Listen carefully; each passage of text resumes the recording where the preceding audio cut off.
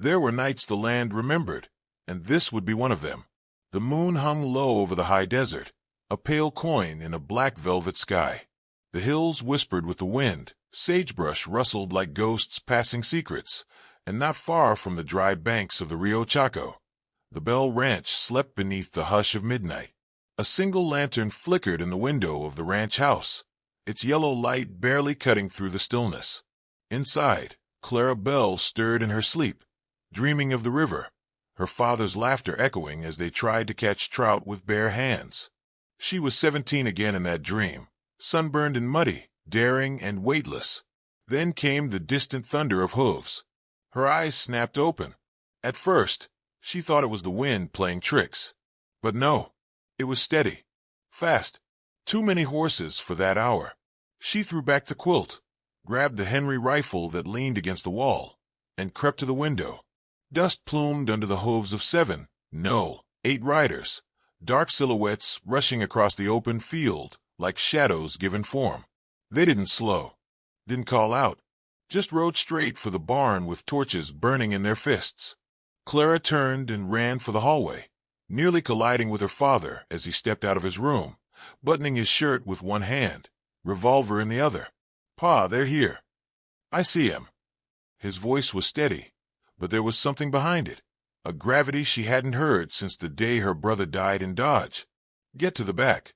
The well. I can fight." Elias Bell looked at her then, eyes sharp in the dim. "You ain't dying tonight, Clara. That's my job if it comes to it." She hesitated, jaw set, but she nodded. She had learned long ago when to argue with her father and when to listen. This was the second kind. She slipped out the back as the riders circled the house. Smoke curled upward. Someone had already lit the barn. Sparks leapt into the sky, and in their red glow, she saw their faces for the first time. Scarves over mouths.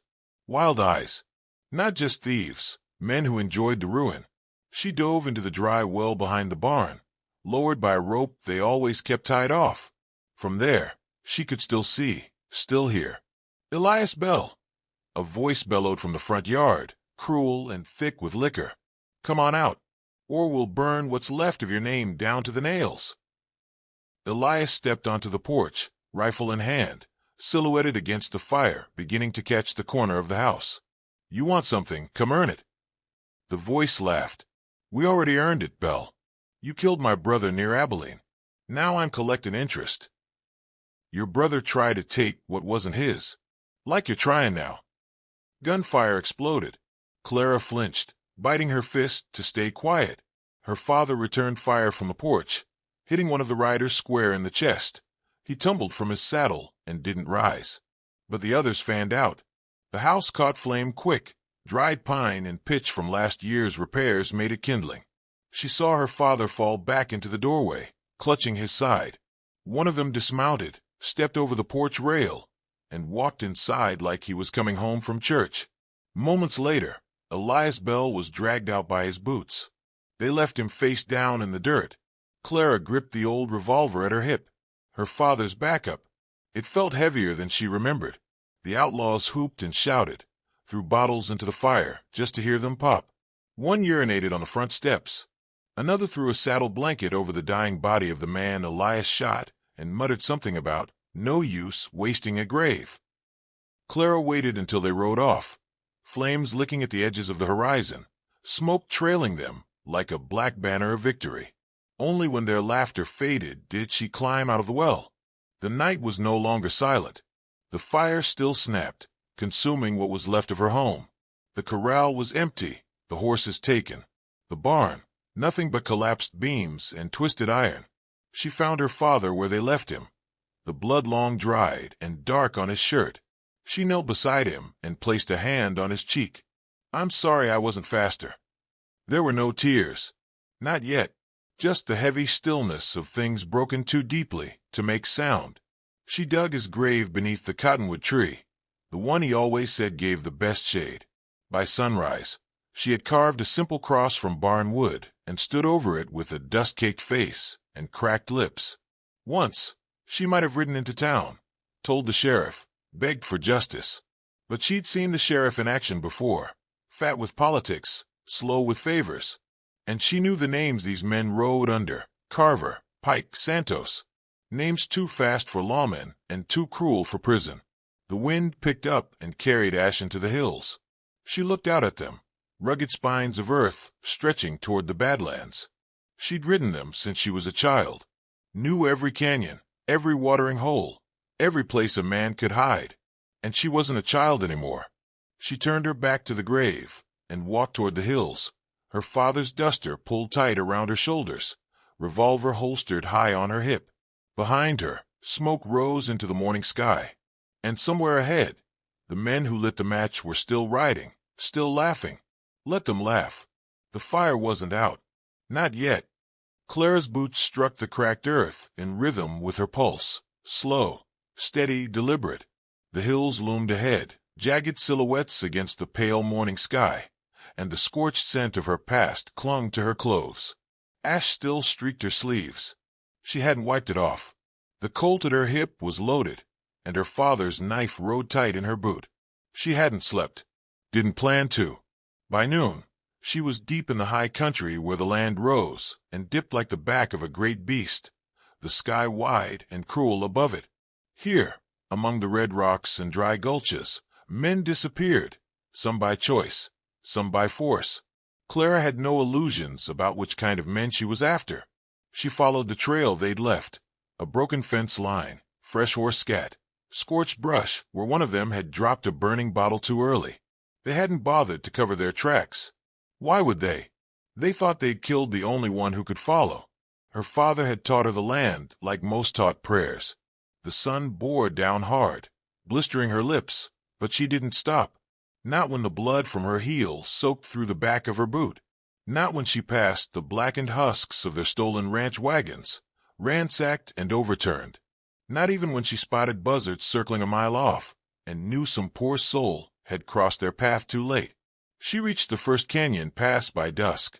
From the ledge above it, she could see the mouth of a narrow ravine, shaded and hidden from all but the clever-eyed. Smoke curled from a low fire near a scatter of tents, 3 of them. Horses hobbled nearby, their gear still on. Careless, lazy, or too sure of themselves. She spotted 6 men. 2 lounged near the fire, passing a jug between them. One was asleep under a canvas sheet. The others were getting rabbits, their laughter echoing up the canyon walls. Clara crouched behind a mesquite shrub, heart beating like a drum. She watched for an hour, learning rhythms, movements, the rise and fall of their noise. Her breathing slowed. Her rage cooled into something sharper.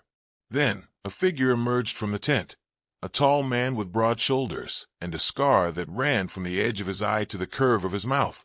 He wore no scarf now. His face was sun-baked and cocky. Even from a distance, she recognized the voice that had called for her father the night before. Carver. She had heard the name whispered in frontier towns since she was a child. Gunslinger. Ambusher. A man who walked away from every duel, not because he was faster, but because he enjoyed making the other man hesitate. He barked orders, kicked one of the younger men near the fire for being slow, then wandered toward the horses, grumbling about supper. Clara eased back behind the brush. If she moved now, she might take 1, maybe 2, before they saw her coming. But the rest would scatter into the hills, and this would all be for nothing. She couldn't make mistakes. Not in their world. She waited until darkness settled thick and quiet, broken only by the crackle of fire and the occasional snore. When the last voice faded, Clara crept down the slope with the care of a mountain cat, her revolver drawn. She moved past the horses, cutting one of the leads and slapping the animal's hindquarters. It startled, neighed, and took off. The others followed, tearing into the canyon like thunder. Men stirred. Curses rang out. Clara moved fast. The first man who emerged from the tent caught a bullet to the chest before he knew he was awake. She turned on the second, but he ducked, yelling for Carver, diving for a rifle leaning against the fire pit. She kicked the rifle away and cracked him across the jaw with the butt of her pistol. Another came from the side. Clara dropped low, rolled behind a boulder, and fired twice. One shot went wide. The other didn't. By then, the camp was chaos. 2 more ran for higher ground. One shouted that it was the army. Another screamed that it was her ghost. Carver emerged last, shirt half buttoned, rage in his eyes, and a long gun in his hands. He fired blindly into the dark. Wood splintered. Dust rose. Clara didn't shoot. Not yet. She moved again, around the fire, past the unconscious one. She could hear Carver's boots now. Angry stomps through gravel. Heavy breathing. The hiss of panic beneath his curses. "You think you can scare me, Belle?" he shouted into the dark. "I burned your name. I made ash of your blood." He turned in time to see her step from the shadows. Clara raised her gun, steady as dawn. "You lit the fire," she said. "Now you burn in it." She shot him in the thigh. He dropped hard, howling, trying to level his rifle. She shot again, this time through the barrel. The weapon snapped in his hand. Carver crawled backward, bleeding, glaring at her through wild eyes. "You ain't no law."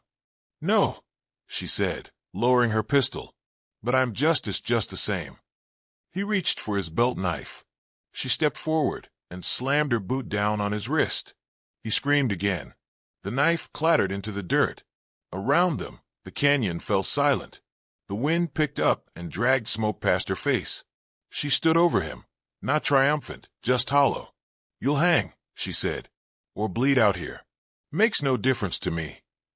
Then she turned, leaving him gasping and cursing in the dirt, walking back toward the firelight.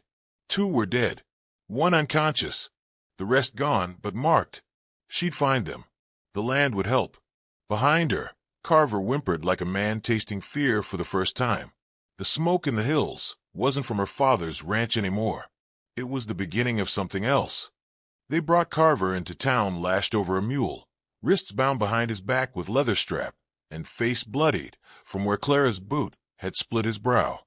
The deputy, a lanky man who looked better suited to weighing grain than holding a badge, stared at the sight with his jaw slightly slack. Clara didn't speak to him.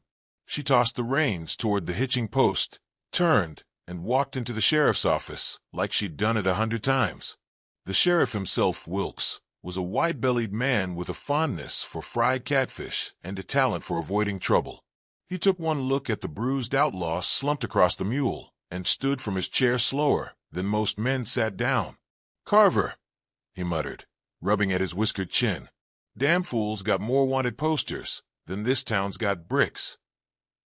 Clara dropped Carver's rifle and belt onto the desk in front of him. "He led the raid on our ranch. Killed my father. Burned the place to nothing." Wilkes narrowed his eyes. "You're saying you brought him in? I'm saying you better lock that cell before he gets smart enough to chew through rope." Wilkes glanced past her toward the door, clearly weighing whether anyone else might stride in behind her, some taller, broader figure to explain how Carver had ended up bleeding and broken at her mercy. No one came. With a grunt, Wilkes motioned to the deputy. They dragged Carver to the holding cell, ignoring his groans and threats. When the cell door clanged shut and the key turned, the weight in Clara's chest shifted, just a little. Not gone, but no longer clawing. The town buzzed by sundown. Word traveled fast in places where little else moved. The blacksmith's boy ran up to the saloon, shouting that the outlaw who'd torched Belle's ranch was caged. Half the town didn't believe it. The other half stepped outside to see for themselves. Clara didn't care for their stares. She stood beneath the rusted tin awning outside the general store, watching smoke curl up from chimneys and men mutter behind their beards. Some tipped their hats. Most looked away, ashamed they hadn't done more, or anything at all.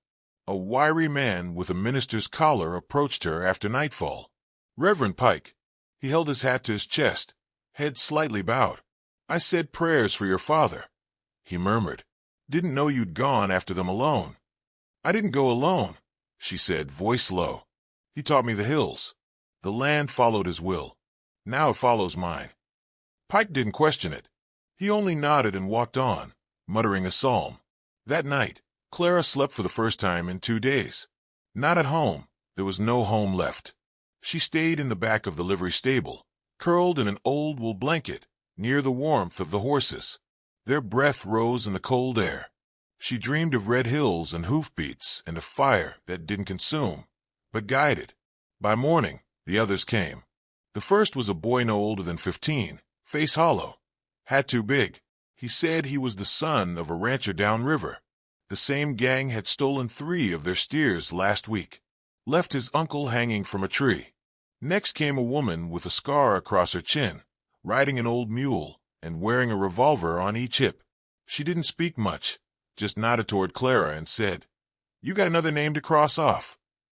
Then came a former soldier who traded blue for leather, a farmer with a score to settle, and an old Apache scout who said he'd seen buzzards where Clara had walked, and that meant something worth following. By midday, there were 7. None asked Clara to lead. They simply followed her back into the hills, into that scorched, unforgiving land where justice had dried up like the creeks. She moved like someone who knew every bend of the trail. And she did. They tracked the outlaws by sign, burned fence posts, broken grass, empty bottles, and cigarette stubs. Clara read it all. Each clue a footprint of their violence. Each mile another page in the ledger. They caught the first 2-3 days in. One was too drunk to aim straight. The other ran until the Apache scout dropped him with a sling stone. Clara offered them no sermon, just a rope and a ride back to town, wrists bound and eyes downcast. The others resisted. In the canyons of Stonehook Bluff, Clara stood in a drawdown with a man named Holt, the one who'd laughed while her home burned. He thought he'd talk his way free. Said he'd only followed Carver's lead. "I didn't light the match," he swore. "You stood there," she replied. "That's enough." He drew first. He died second. Clara's hand never trembled. The others began to scatter then. Word spread like crows that the Bell girl was hunting ghosts. One man left a confession pinned to a barn door. Another slit his own throat before they could reach him. Only one remained untouched by dread. Red Jack Raleigh. He was Carver's second. Quieter. Meaner. The kind who left no tracks and made sure no one survived long enough to tell tales. But Clara was done chasing tales. She was chasing the last page. And the hills were still burning in her mind. The trail to Red Jack Raleigh curled through the bitter ridge like a snake with no head. Wind howled low through narrow canyons, and even birds kept their silence. Clara rode at the front, her eyes narrowed against the dust, the black duster on her shoulders, snapping like a war flag behind her. There were only 4 riders left with her now. The others had either turned back or stayed behind to guard the prisoners. Not one of the 4 asked where she was leading them. They didn't need to.